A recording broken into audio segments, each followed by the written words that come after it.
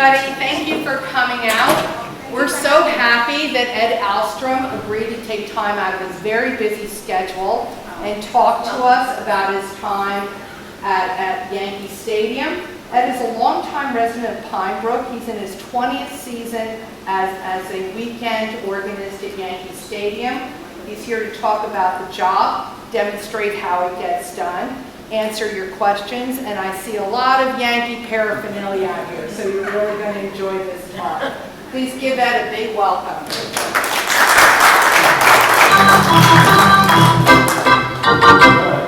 Let's start this the right way. I'm invited to sing along as Ed Alstrom plays "Take Me Out to the Ball Game."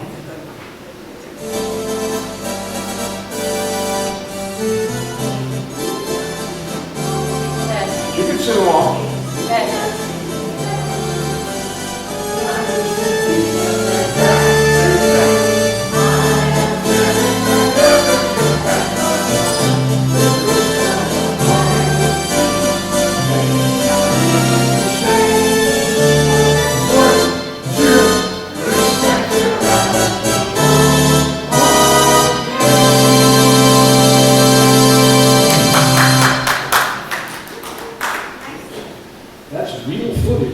That's probably from 2005 or so.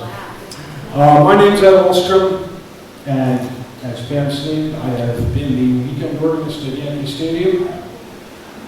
Just finishing my 20th season. Congratulations. So I started there in 2004. I'm going to try to take you through this journey. I'm pretty limited on time, so I'm going to try to cram things in. First, let's backtrack and talk a little about how organs wound up in stadiums. When did that happen? You know, I thought I knew this story, and I just went online today to kind of brush up my details, and I found a completely different story, naturally.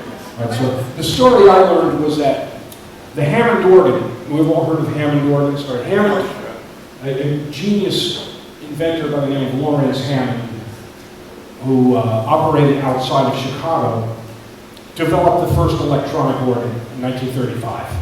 And it was supposed to be an alternative to the pipe organ in the church. Now, pipe organs operate in such a way that they have actual pipes that are analogous to flutes, okay? So these pipes are placed on a wind chest and wind is blowing through them. When you hit a key, it releases and lets air through the pipe that you want to hear the note. Right. Electronic organs were a completely different thing. The technology was, of course, very crude, but Hammond made this wonderful instrument that was supposed to be an alternative to the pipe organ and turned into so much more, and that would be a whole presentation unto itself. But anyway, the original story I heard was that Wrigley Field in Chicago ran a promotion where they just wanted to try an organ out one day. So they brought in a Hammond organ and had somebody play it, and it was wildly popular, and then it lived there in perpetuity. And then every other stadium in the major leagues got an organ, an electronic organ. So that's the story I knew. I get online today, I can't find that story. I find another story that agrees on the date and the place, but the story is completely different, and that's that a pipe organ was brought into Wrigley Field on April 26th of 1941, and was played by a guy either named Ray Nelson or Roy Nelson, nobody really knows. And this guy played a pipe organ. How they brought a pipe organ in and set it up at Wrigley Field, I have no idea, I can't even imagine. But that's this story. And there was a newspaper article about his first day doing this that said he was forced to stop at 2:30 because he was playing material that was licensed by BMI and ASCAP, and he was forced to stop for legal reasons. So then allegedly he came back the next day with a raft of public domain material that wouldn't get him in legal trouble. So anyway, nobody can seem to agree on the story exactly what it is, and nobody can corroborate it because nobody's around for those days anymore. But we all know it was April 26th of 1941, and it was at Wrigley Field. Now, if you believe the pipe organ story, it lay dormant for about 20 years, and then made a comeback with the electronic organs in the stadiums in the 60s, which it definitely did. So we'll pick it up at that point. Let's move to Yankee Stadium. 1965, Yankee Stadium gets its first electronic organ. It's played by a fellow named Tony Wright, very fine organist, who played the Hammond organ at Yankee Stadium in 1965 and 1966. If you go on YouTube, you can find clips of Toby Wright playing. And he's very, very good. 1967, the Yankees were bought out and taken over by CBS Broadcasting. A gentleman named Mike Burke became president of the Yankees, who was a high-ranking executive at CBS. CBS had in its employ a fellow named Eddie Layton. Eddie Layton was a star organist of the day from the late 50s on.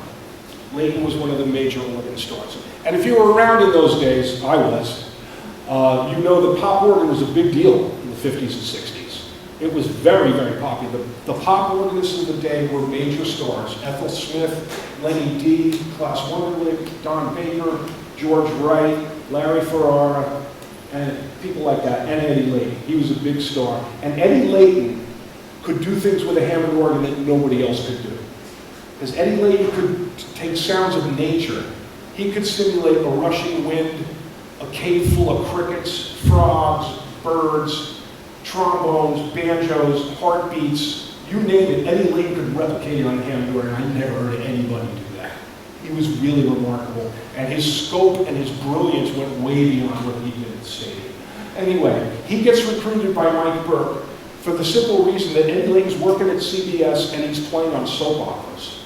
He's playing live behind soap operas, notably, this will take you back, The Secret Storm. Anybody remember The Secret Storm? Come on, some of you older than me, I remember. So anyway, there's live soap operas on live TV, and Eddie Layton's playing the organ live for those. So Mike Burke goes, I want you to play the organ at Yankee Stadium. Eddie Layton knows nothing about baseball. His famous quote is, I thought a sacrifice fly was an insect. He knew that little about baseball, but he learned really quickly. Okay, so Eddie Layton is then encamped at the organ at Yankee Stadium, and there he remains for 37 years. Now, he wasn't there all of that time because Eddie Layton was the primary demonstrator worldwide for Hammond organ, so he was constantly on the road, and he constantly had people filling in for him. And those people filling in for him were his colleagues. They were big-name organists of the day. He'd call them up and say, yeah, go play at Yankee Stadium. So he was there most of the time, but not all the time, because he was a busy, busy man. 2003 rolls around, and then Layton steps down. We'll get back to that story. Okay, but we're going to talk about me now. Okay, this is the new Yankee Stadium that you're looking at right here. This is the old Yankee Stadium. All right, you can see my name on the scoreboard there, and you can see me in that picture in dead center field there. That's my 90 seconds on the scoreboard before every game. So I start my pregame spot roughly 45 minutes before the game starts. And there's a cameraman down next to me, shooting me and putting me on the scoreboard for that 90 seconds. And that's my big time. And there's young Ed, right? 12 years old, seated at the organ that was owned and played by this man. That's my dad, doing what he did best and doing what he put a roof over our heads doing. That was plumbing, heating, and air conditioning, at which he was a genius. What wasn't so apparent is his genius doing this. All right? So while he's doing this, I would go with him and be his helper on his plumbing jobs on the weekends. Saturdays, we would go out all day. He'd be on a major plumbing job at some place, and I'd be handing him tools. He'd have a radio on. Song would come on the radio and say, Herbert, what's this song? What's the name of this song? I'll tell him the name of the song. All right, so we pack up the tools, go home, takes a shower, goes eats dinner, goes and sits at the organ, plays a song. He goes, Herbert, is this the song we heard this afternoon? Yeah, Dad. You know, I'm like 12 years old. Yeah, Dad, I'm like embarrassed. Then I realized, like 3 or 4 years later, when I was becoming a semi-professional musician, I was interfacing with musicians, young and old. I don't know anybody that can do that. Hear a song once, 8 hours later go play it. He had no musical training, he couldn't read music. He could hear a song once and play it. And to this day, I don't know, I'm counting on one hand the amount of people I know that can do that. That's a gift from God. I got that. I sure didn't get the other stuff, because I can't hammer a nail in the wall without breaking something. But I got his ears. So that's how that worked out. Now, he started taking me to baseball games, because I got into baseball, as a lot of us did when I was 7 or 8 years old. That seems to be the age at which you can kind of assimilate what's going on and appreciate it. Now, my dad was a fan of both teams. Actually, he was a fan of all 3 teams growing up, because there was 3 teams in the year. The Giants, Dodgers, and the Yankees were here. And he went to all those games. He just loved baseball. So he didn't pick any favorites. The first game he took me to was in 1966. I was 8 years old. And he took me to Shea Stadium, where I walked in, and you all know the feeling of walking into a stadium for the first time. You go down that ramp, and you see the green, and you see the field, and you just go, wow. So I had that sensation, plus I was hearing the organ. Now, I'd already been playing the organ for a few years, and I was pretty good. I was a little crackerjack, a little child prodigy. And I heard that organ, and I said, I want to do that. Jane Jarvis was the Mets organist, another brilliant, brilliant organist, who lived into her 90s. But she only played at Shea Stadium for 15 years. They did away with the organ in 1979 for reasons nobody really can understand. And I wrote a letter to Shea Stadium right after that. And I said, you need to bring back the organ. You know, it's an essential part of the game. And if you want to do an underline, you need to hire.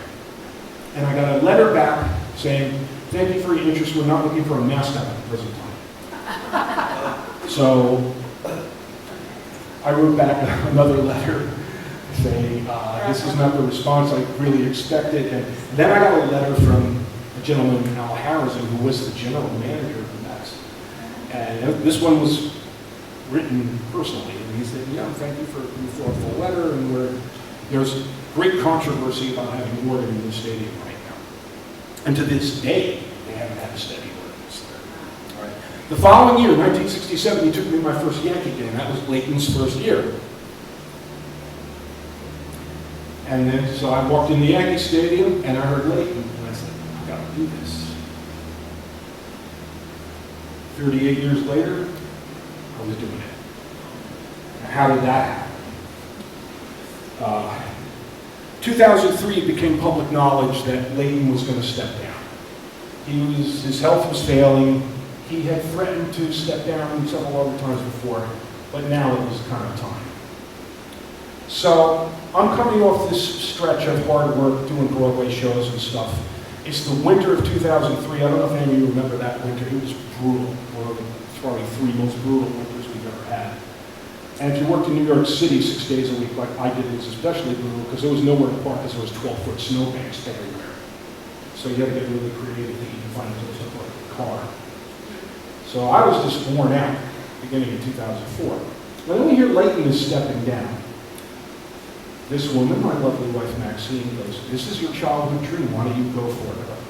Because it's not like there's a job posted.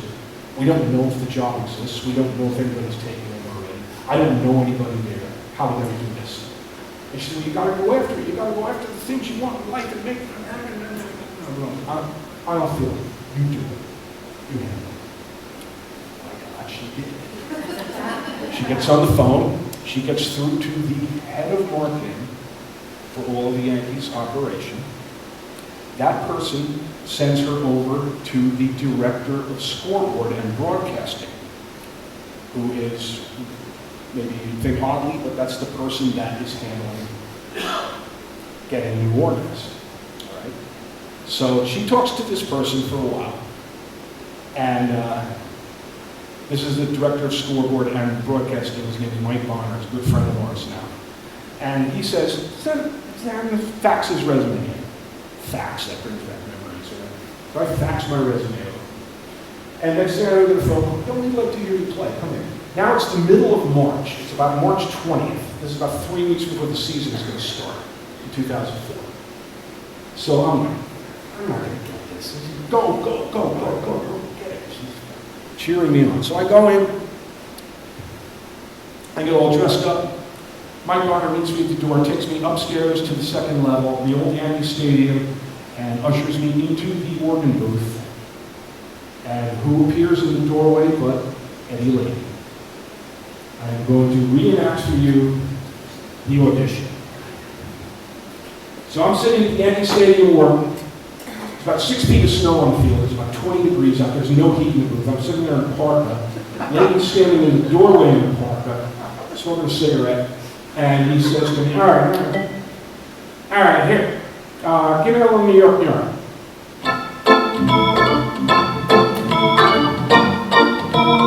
All right, that's good. Give me a little national anthem.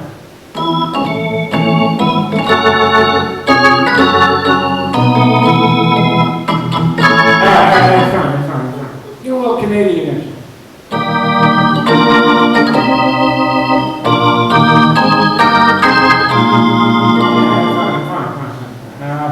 Give me a little happy birthday.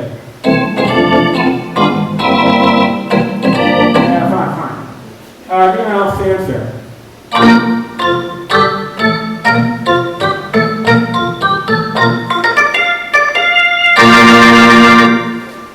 Okay, I'm done.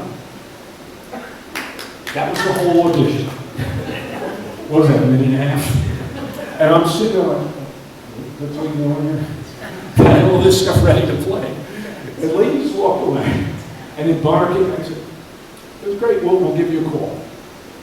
A week later, I'm in Manhattan, I'm doing a rehearsal for some show, and I'm on a break, and I'm walking down 7th Avenue, and the phone rings. I pick it up, and it's Mike Bonner. And he says, listen, I'm sorry it took us so long to get back to you, but we weren't sure if Layton was actually going to retire or not. He was saying he might come back. But now we know he's not.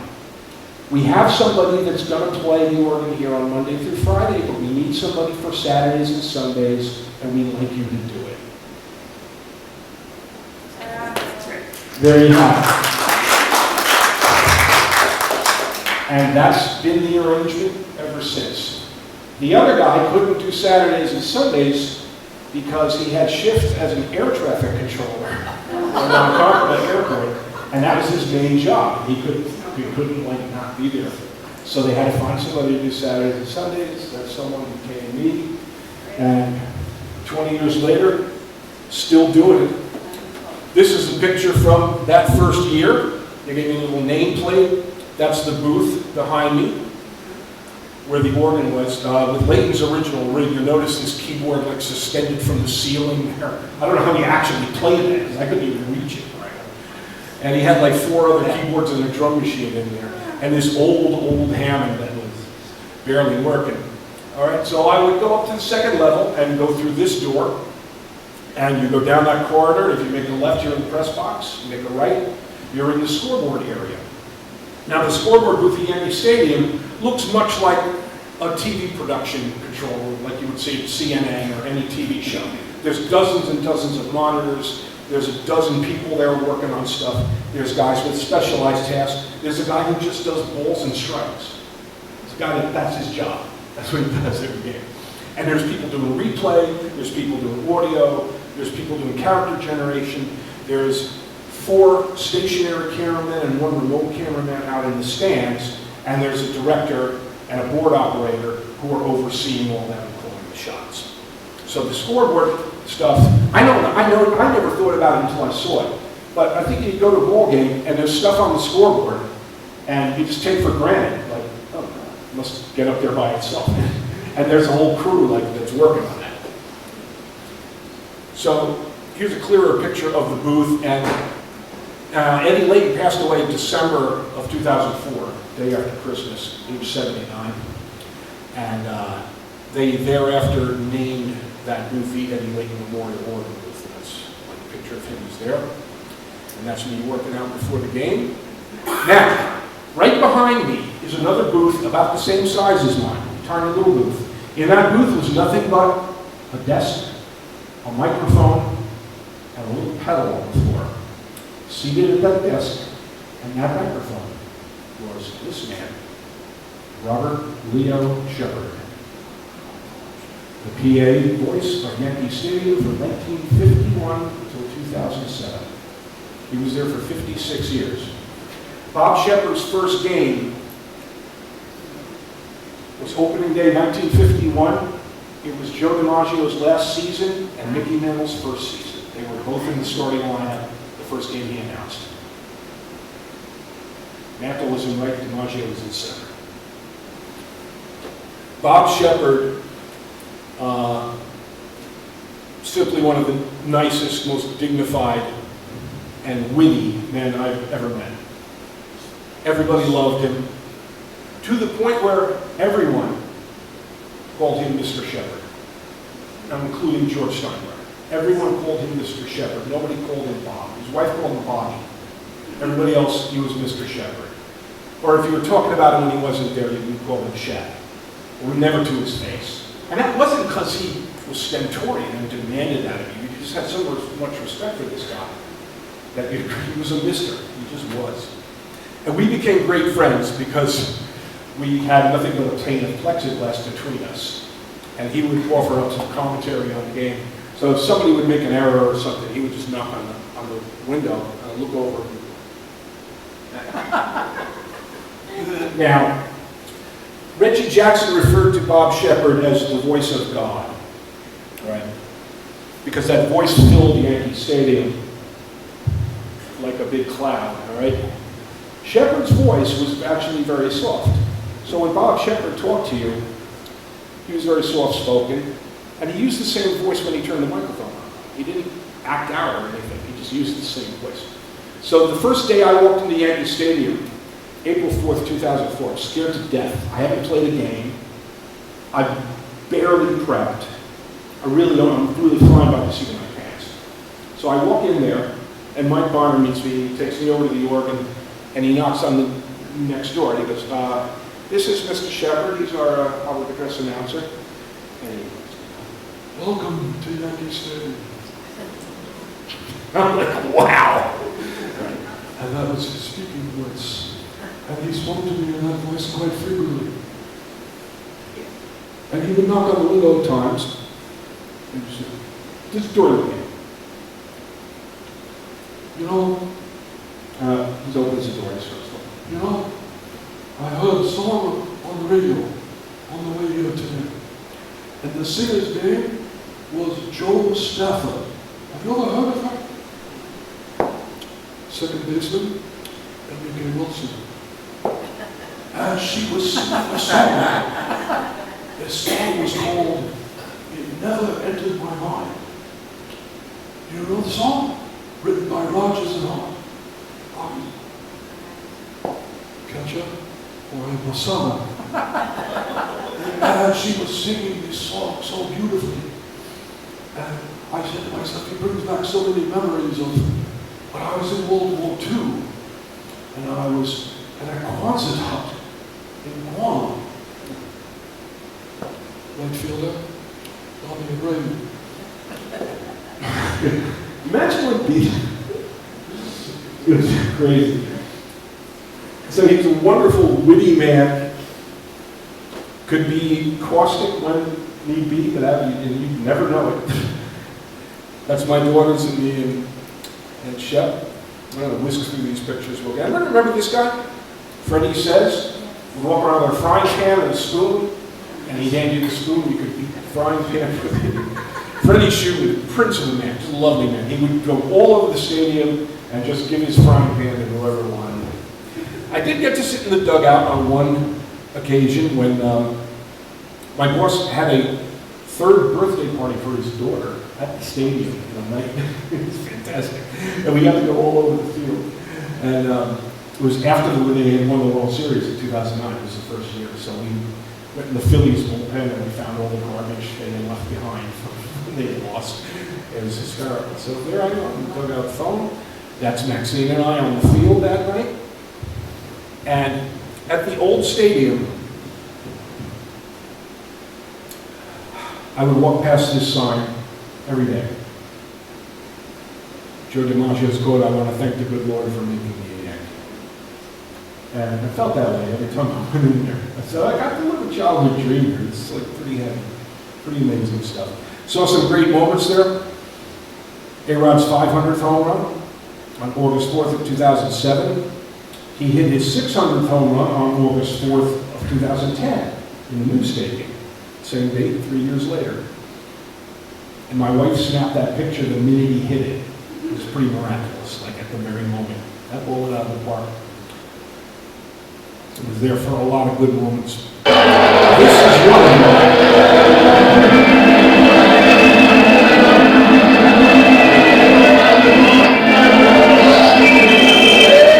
Now, let me explain this to you a little bit. The last game at the old Yankee Stadium was in the end of October 2008. They had missed the playoffs that year for the first time in many, many years. But they won the last game, which was a Sunday night game versus the Orioles. And I was asked to play a song after the game that Eddie Layton used to play, old standard called Goodnight Sweetheart. It's not the same as the doo-wop song by the Standards. It's an older song from probably the late 30s, early 40s, called Goodnight Sweetheart. Really had to go hunting to find this song, because nobody was sure which Goodnight Sweetheart it was, and I don't know where I found a recording a sheet years ago, but I found it. And they said, as soon as the game ends, we're going to make a few announcements, and you're going to play that. That's going to be the last thing that happens before the crowd is filing out. So I played this song called Goodnight Sweetheart, and it wasn't the very last thing that happened, but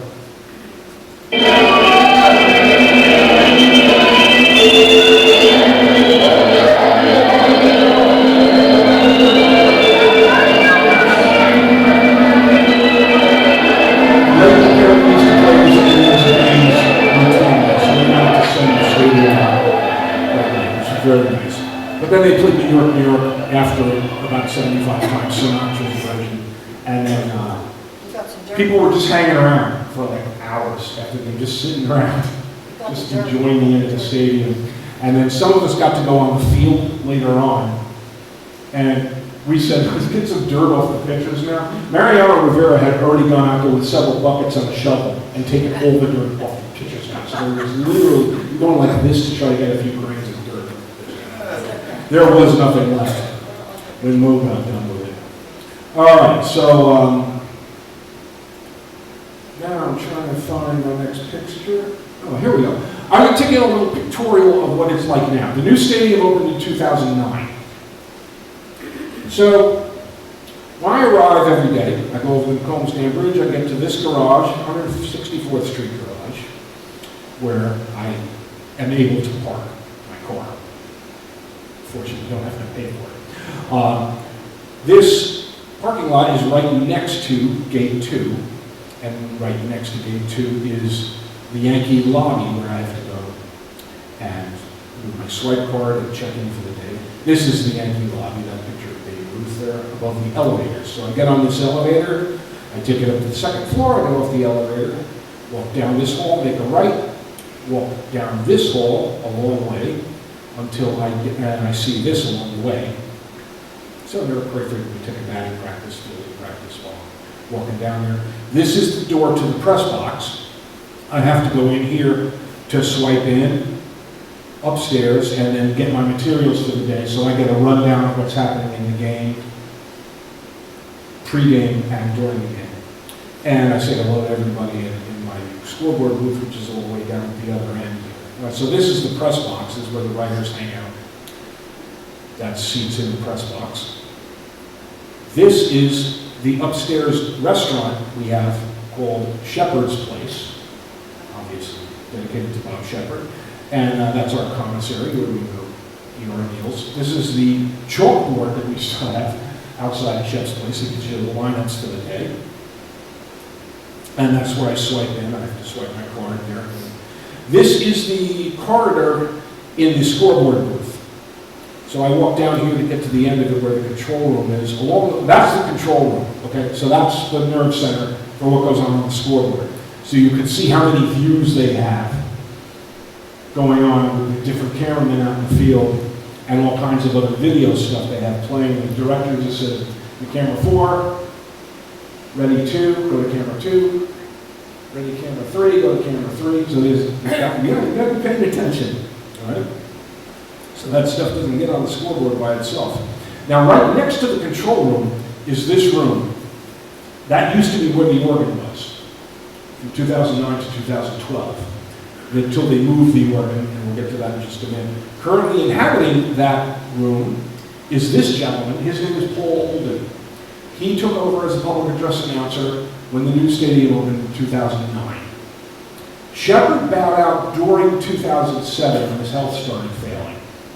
He was replaced at that point by his protege, a guy named Jim Hall, who was the public address announcer at Giant Stadium for a long, long time, when Shepard stepped down from that job. And he took over at Yankee Stadium for like a year and a half. And he was a good friend of Bob's, he was a protege of Bob's, and he sounded a lot like Bob. And Paul Oldham, who actually had done play-by-play on TV for the Yankees in the early 90s for a brief time, and then went around the country as a radio announcer for a while, came to us and is doing a spectacular job as the public address announcer now. But that used to be the organ booth. Okay? That's where the WFAN broadcast emanates from, about halfway down that corridor. And here's my friends and your friends, John Sterling, Susan Waldman. All right? That's where they broadcast from. And they're just a barrel of laughs, those two. All right? That's the Yes booth where the TV broadcasts happen. And then I come out of that whole area and walk down these steps and turn the corner. I see that as I'm going in. That's kind of my view, sort of. And I go into a public seating area called Delta Suite. This is situated in a part of the new stadium that didn't exist in the old stadium. The old stadium, there were no seats behind home plate on the second level. Now there are, and they're the best seats in the house, I'll tell you. Right behind home plate, above the screen. Those seats didn't exist in the old stadium, and these are spectacular. Generally, corporations buy them. They're a bit pricey, but they're really great seats. And inside, you have how it looks like the lobby of a Hilton or something like that. It's a big tiled area with all kinds of concessions, water machines. And I go in, and there's the organ. All right, I have a keyboard on top of it. This is the rig from behind, and that's my view. Okay, so I sit at this organ. The Hammond is down below. On top of it is a Yamaha keyboard that I use for drums and various sound effects. And over to the left here is all kinds of sound equipment that I really need to do my job. There's a close-in on the organ. And there's a close-in on the Yamaha. And this is my lifeline to the game, because I'm inside, I can't see the game. When I was in what is now Oldham's booth, I had a perfect view of the field. I could see everything but the right field foul pole. It's the only thing I couldn't see. Now, I'm in Delta Suites. What's the only thing you can see? The right field foul pole. That's the only thing I can see live. The rest of the game, I'm watching on TV. I get various shots. Hopefully, they'll tell me what I need to know. Sometimes they do, sometimes they don't. And then this is my other lifeline. This machine on the right is people's different microphones. I have a headset on. Now see this headset hanging here on the right? That's my lifeline to the booth. Because I'm not up with those guys, but I'm listening, taking direction from them. And so I can control their volumes on this box. This is a drum machine I have that gives me different beats. And that's my view. This is the rest of Delta Suites. It's really very nice. You know, we have an upscale coffee machine and soda, and you've got a sushi bar. You've got this lovely outdoor terrace, which is even nicer when it's not raining. And these are the seats in Belgium. They're just spectacular. This is what they call the Great Hall. This is the main entrance from the street level at the corner, just as you're getting onto the block that the stadium is on. And they put the pregame shot of me down there sometimes. Somebody snapped a photo of that while I was down there. There I am in my 6th season at the York, which was my first season at the new stadium because I was 5 years at the old stadium, starting in 2004, before we went over here in 2009. And there I am.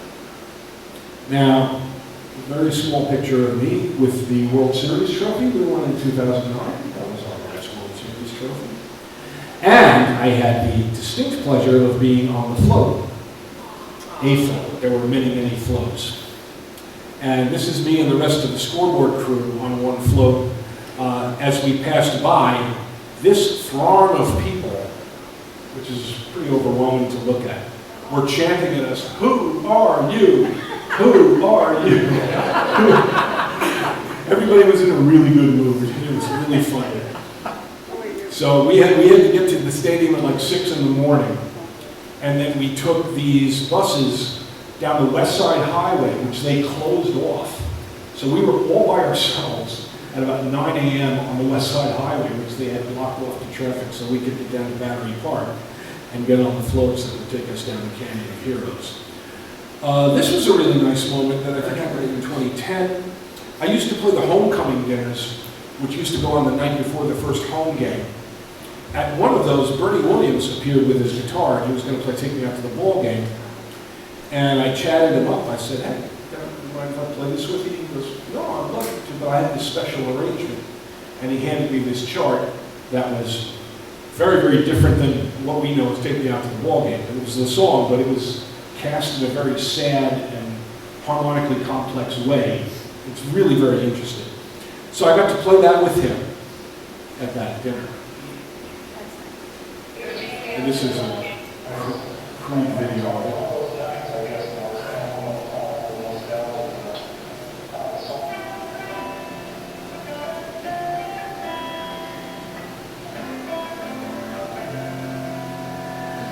Get the idea. Now, who's this lovely woman?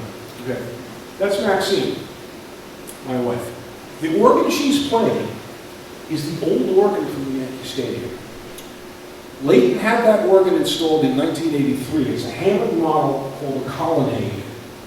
And it's from a time period in Hammond organ's history where they were making solid state organs and not tube-driven organs with tone wheels in them that make the classic Hammond sound. They started using the newfangled technology, which they thought would be better, and it turns out it was not better at all. But Hammond came out with this whole new generation of organs. Leighton had this 1979 model Colonnade put in the stadium in 1983. And it lived there until about 2006, when you eventually couldn't get parts for it anymore. It was starting to break down on a fairly regular basis. That's the organ you heard when I played Taking It to the Ball Game at the very start of the presentation. So this organ was retired, I would say, mid-2006. What happened with it was it went to auction. Now, bear in mind that this organ,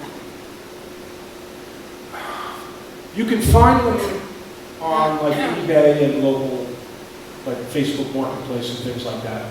You generally pay maybe $200 for one. Wow.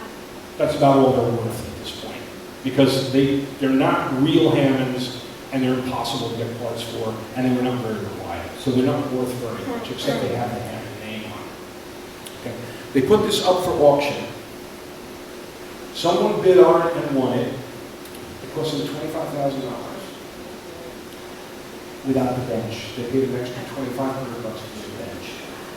So this organ wound up with whoever bought its home for a little while, and then they donated it to the Yogi Berra Museum in Montclair. When the Yogi Museum got it, they wanted to do an unveiling and have me come play it. I was not available because I was touring at that time with a singer named Odetta. Heard of Odetta? I was in Latvia with Odetta doing a series of concerts with her, so I wasn't around. So, into the breach steps Maxine. She goes to Yogi Berra Stadium. There's a concert on the old Yankee Stadium organ. She was probably the first woman to play it in public. We didn't know it would turn on. And there it is. What? We didn't know if it would turn on. No, we weren't There sure. were no cell And you had no bass pedals, Oh, right? Latvia. And you had no bass pedals either, right? I guess he didn't And buy the bass Carmen and pedals. Yogi were cheering me. It's like a lifetime memory. So anyway, so that's the old Yankee Stadium organ in action. And that's me and Max up on the scoreboard. And we were fortunate enough to go to the home of the great Bob Shepard and hang out with him, just socialize with him. So that's us at his house. And I have a raft of Bob Shepard stories that this is probably as good a time as any to tell. Where to start? Song? The song? Oh, I'll get to the song. Oh, what? The first one that comes to mind is Military Day at the stadium. It was always a big day because of the Golden Knights parachute in, and then we have whole lot of military-oriented stuff going on pregame. It was a 4 o'clock game, so the military stuff is going to start at 3. I'm sitting at the organ, a little over an hour before the game. It's like 5 minutes to 3. And the booth next to me is empty. This is in the old stadium.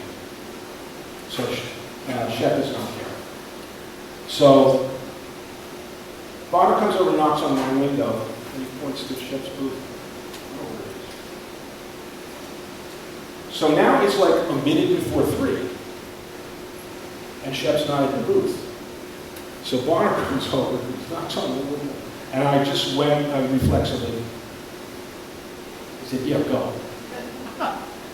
So I go into Shepard's booth, I sit very gingerly down in the chair. They hand me a script. It's a 3-page read that I hadn't seen. So I'm speed reading this like seconds before it's going to happen. And then they go, "Okay, in 3, 2, 1, Alstrom, you're on." I step on the pedal. Good afternoon, ladies and gentlemen. Welcome to Yankee Stadium. Today, we are celebrating our military. And so that I'm reading and reading and reading and reading. It seems like a really long time. About halfway through it, you hear the door open. And Mr. Shepard is standing in the doorway in his yellow argyle sweater that you saw before, right? And he's standing there watching me. And I'm sweating bullets. I'm reading. I didn't screw anything up. But I got to the end of the read, which seemed like half an hour. It was probably really only like a minute and a half, but it seemed like years. And I released the pedal. Take a deep breath, and I look at him, and he says, Were you trying to imitate me?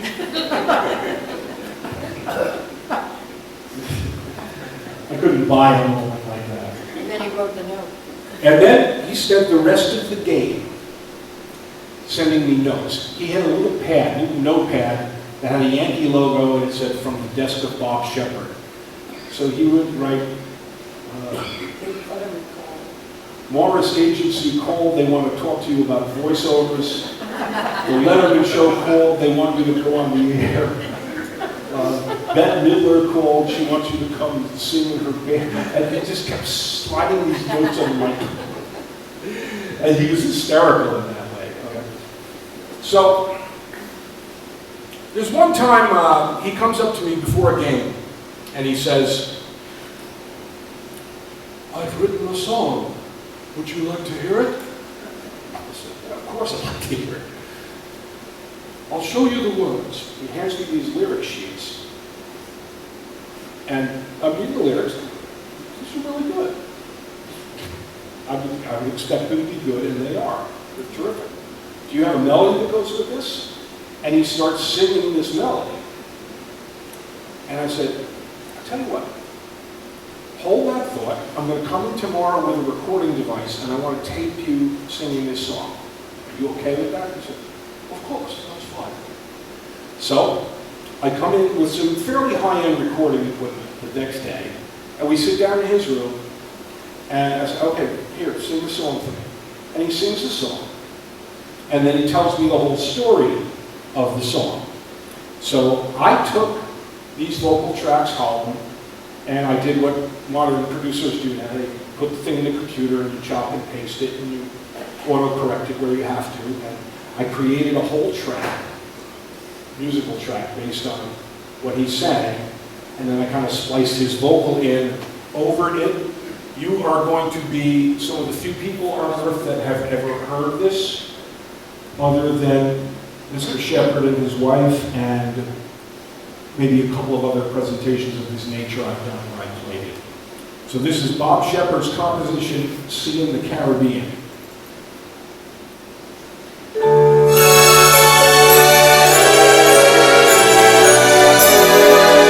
Sea in the Caribbean. I hope I'll be seeing the Caribbean moon with you to cure your sorrow on on Curacao sands. I'll see you later at our equator rendezvous. 2 o'clock at night I'll hold your loving hands, while the gentle breeze is sighing through the softly swaying palms. I'll waste no time on love songs, 'cause I'll hold you in my arms.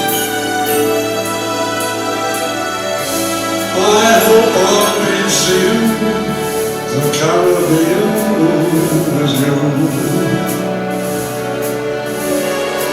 It won't be long before my soul comes true.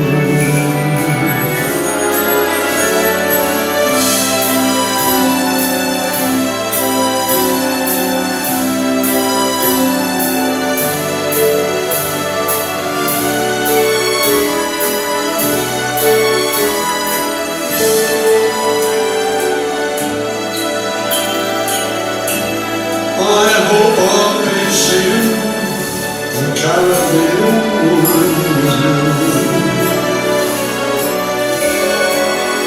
It won't be long before my soul comes true.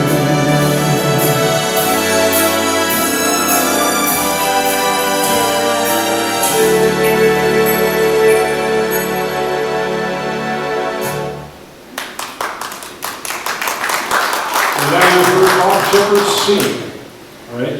He then went on for 7 minutes to explain. Maybe I should have started. Yes. Announcer at the stadium. Question? Derek Jeter. Good.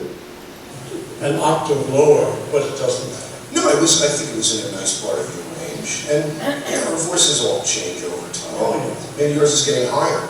I know it is. You'll be a lyric tenor. In time, John McCormick. John McClellan, there you go. You sound just like him. Now, is there any background on this song? Was this inspired by Out of the blue. Out of the Blue? That's all. I was painting the house on the front deck. We had a porch that needed the floor painted. And I was in the Navy. I had finished my work at Princeton, and I had my orders to go down to the island of Aruba. My first assignment in the Navy during World War II. And I was married, and I had 3 kids, and I wanted to paint the porch floor before I went down. Only Bob Shipper's wife could tell him to paint the porch. Anyway, so he went on for like 7 minutes and explained the song. So, Bob Shepard kept his birthday and his age like a government secret. But we found out somewhere that his birthday was in October. So this was the year after he stepped down. It's our first year in the stadium. And we called him up and we talked to his wife Mary for a while. And she says, "Oh, I'll go get Bobby and I'll put him on." So waiting, he goes back to the Do you know I'm 99 today? I said, I didn't. I want to say I didn't know, but I thought I did. And then we talked for like 20 minutes. It was a grand old time. And then a few days later, he was gone. Age 99. He almost made it another year. But had his wits about him to the very end. Just wasn't able to get around. But God bless you, Bob Shepard. One of the greatest human beings imaginable. Yes, sir. Before you run out of time, Yeah. I was thinking maybe they want to know what you play at the stadium. Okay, yeah, I was going to get to, all right, let me show you how it goes. I mean, like, Here is a sheet I have in front of me when I play, before the okay? game, you get to play. Bumpers means something that I play when the third out is made. So, if the third out's made, I just came up, this whole list is really bebop songs, all right? It's what Charlie Parker Miles Davis, Thelonious Monk. I know all these songs because I'm a jazzer at heart, and they make great little 10-second snippets. So, the third out's made, ball's hit in the air, right fielder catches it on, and on.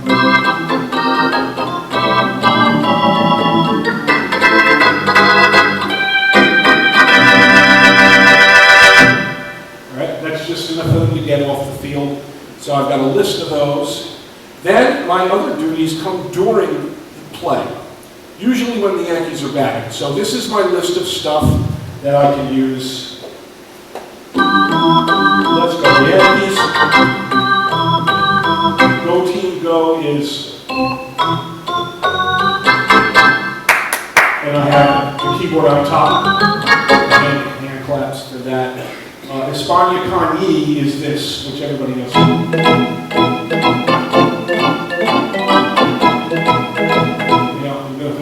You know, it was called España con Y. It was written by a Spanish composer in the 1920s. Kalinka is. We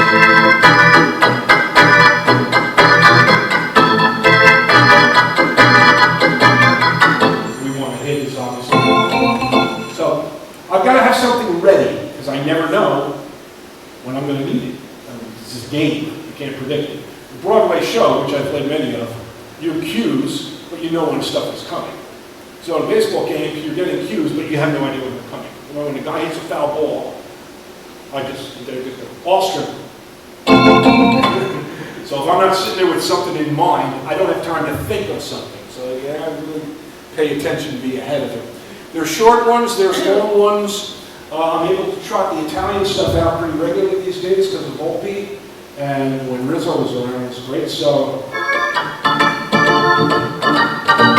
I played, what was I playing the other day? Oh, Funiculi Funiculare. Now, Volpe was batting on Sunday. He hits a long foul ball, so he runs to first base. And then he's got to come all back because it's a foul ball. So I started playing.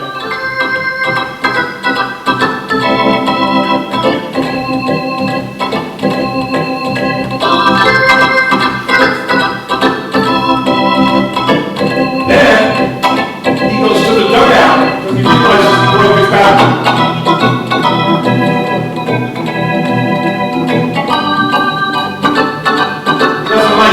So he gets another one.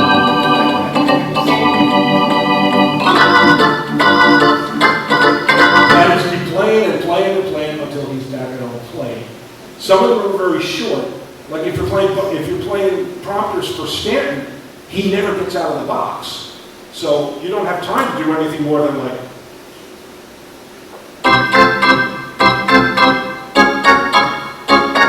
And he's ready. Because you've got to be out by the time the pitcher is set and the time the batter is set. I'm relying on TV monitors for that. If for some reason I don't have that view, I'm pretty lost.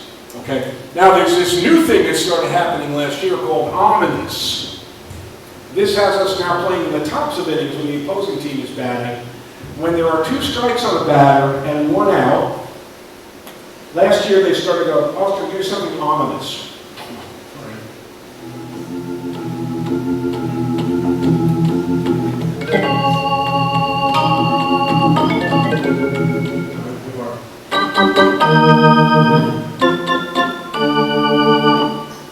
Then I realized I was going to need a lot more of these, so then I started with Black Sabbath.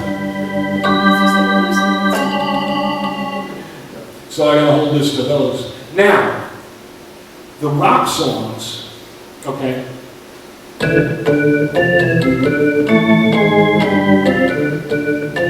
The reason the rock songs came about was in 2014 I started playing minor league games for a team at the time called the Rockland Boulders. They're now the New York Boulders. They're out of Pomona, New York, which is off the Palisades Parkway, up in Rockland County. And their general manager just called me randomly. He says, you want to come play some games for us when you're not doing Yankee games? I'm like, sure, why not? So we found them in Oregon, and I went up there and started playing games for them. I quickly realized it was very different than Yankee Stadium because at Yankee Stadium they rely a lot on the canned music and the pop stuff, and the organ is kind of incidental to that. But the minor league games, I was playing all the time. So that first list of stuff, I ran out of the third inning. I'm like, what can I play now. I play the same 12 things over and over. So I just started playing rock and roll mixes all around my head. And then I had a list of those that would get me through those games, and that gave me the extra arsenal at the stadium. Lately, I've added like rap songs to the mix. And you may think rap songs are just rap, but a lot of them have very hooky instrumental parts.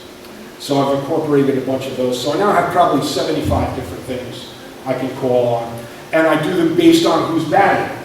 You know, if Judge is up, he likes his hip hop, so he gets that kind of stuff. Home runs. Isaiah Kiner-Falefa is a player on the Yankees. You've heard of Isaiah Kiner. Isaiah Kiner-Falefa is a distant relative of who? Ralph Kiner, who used to be the New York Mets announcer. Ralph Kiner had a TV show in his days as a Mets announcer called Kiner's Corner. It was a post-game show where he would interview players after the game. The theme from Kiner's Corner was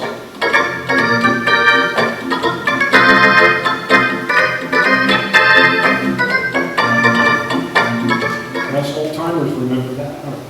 When am I ever going to get to use that again? In fact, I said on Sunday, because he's going to be a free agent, he might not be on the team. I said, this is the last chance I'm going to get to play this. I got this guy. So, Home runs, home runs. huh? Home runs. Oh, the home run siren you hear, I play that live. I can't do it on this particular setup. But there's, when a Yankee player hits a home run, there's a cacophony of noise into which the organist is entrusted with inserting a fire alarm, a siren, like a fire truck. My cohort on the gate is a volunteer fireman, so he got a recording of a fire truck. So I play it live on the upper keyboard where there's a thing called a pitch bend wheel that I can bend the notes. And I set that to an octave and I hit 2 notes and then I bend them all the way up. And I listened to his siren and I kind of copied it live. And I can time it as the guy's going around the bases, because some guys really motor around the bases and some guys, Stanley runs it. Stanley is when he takes his time. So I get to go up and down several times. So all in all, it's a crazy gig. It's demanding and you have to really concentrate. I can't, and I'm in a public seating area, so I've constantly got people over like, looking at me. A lot of them probably want to talk to me, but I can't divert my attention because I'm liable to get a call at any time. So I really have to hang in there and watch the game and know what's going on and be ready for anything. There was a time in 2005 where the outfield door swung open. There's a door in left center field where they keep all the ground screw equipment. And they open that up and they bring the lawnmowers out and they do this stuff. And you never really know this door was there. I found out hard in 2005 when during the game the door opened. It just flew open. And Bonner says, Alstrom, play something. What am I going to do? So I reached over, I hit this beat, and I just instinctively started playing. Anybody know what this song is? Break On Through to the Other Side by the Doors. I don't know where that bolt of lightning came from, but I just went into that. I didn't even have a chance to think about it. That, like, the beat came on when I hit the button, and I just started playing that. Turned out to be a perfect song. How So sometimes you- about Old Timers Day? Old Timers That's Day. put on TV a lot if they see it. Yeah, I've done every Old Timers Day since 2004 because they fall on the weekends, either Saturday or Sunday. So I've gotten to do all of those, and then I have to play little stingers as all the Old Timers are coming out. I try to get a list beforehand and do a little research on who likes to hear what. 7:45, and the library will be closing in 10 minutes. Guess Please bring what? all books and other materials to the self-checkout machine. Questions? Thank you. That's my cue to wrap up with you. I appreciate everyone coming out. Very nice. Any questions? This would be a question. What order do you play? What happened? What is it? It's called an elegante. It's a new elegante. They made a model back in the day. Like actually the old colonnade morphed into the elegante by 1981. It was virtually the same order. But now it's different technology. Yes. Do you like the old Yankee Stadium or the new Yankee Stadium better? I like them both. The old one did have a thing where it vibrated when good stuff was going on. Although we did get that feeling in the new stadium. 2016 when they went to the wild card game and they were down 3-0 in the first inning and then Didi Glorious came up in the bottom of the first and hit a 3-run homer and the place went nuts. And I was in the upper deck watch it, and it started shaking like the old saying. There we go. All right, I've got to get you guys out of here because I want to close it. Thank you so much for coming. If you can't get enough, I'll just alert you real quickly to my YouTube page, which has me doing a variety of things. And we But do, notably this is the whole playlist of me at Yankee Stadium. This is 14 minutes worth of virtually everything I play as a stinger or a prompter or a bumper at the stadium, all strung together. And then there's me playing various songs and doing some tribute stuff. So you can go on YouTube, search Ed Alstrom, that comes up. Anyway, I appreciate you all coming out. Thanks.